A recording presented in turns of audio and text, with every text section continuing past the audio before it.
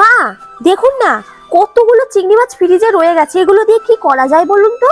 তাহলে বৌমা, আজ এই শীষ পালন দিয়ে চিংড়ি মাছ রান্না করা যায়। প্রথমেই আমি বেগুনগুলোকে কেটে নেব, তারপরে একে একে আলুটাকে কেটে নিয়ে মূলোটাও কেটে নেব।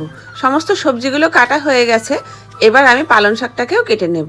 পালং শাকটা সব কাটা হয়ে গেলে ডাঁটাগুলো কেটে নিয়ে চিংড়ি মাছটাকে পরিষ্কার করে ছাড়িয়ে নেব। সমস্ত উপকরণগুলো রেডি করে নিয়েছি। তারপরে কড়াইতে পরিমাণ মতন সর্ষের তেল দিয়ে তেলটা ভালো মতন গরম করে নেব। লবণ হলুদ দিয়ে ভালো করে চিংড়ি মাছগুলো মাখিয়ে নিয়ে মাখানো চিংড়ি মাছগুলো তেলের মধ্যে দিয়ে ভালো করে লালচে ভাব করে ভেজে নেব।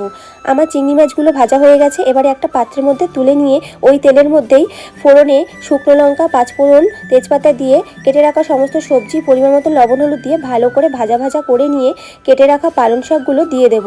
সবজির সাথে পালং শাকগুলো ভালো করে মিশিয়ে নিয়ে ঢাকা দিয়ে দেব।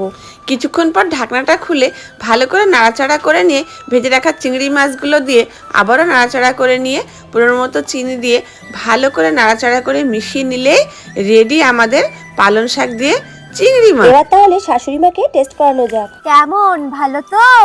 দারুণ।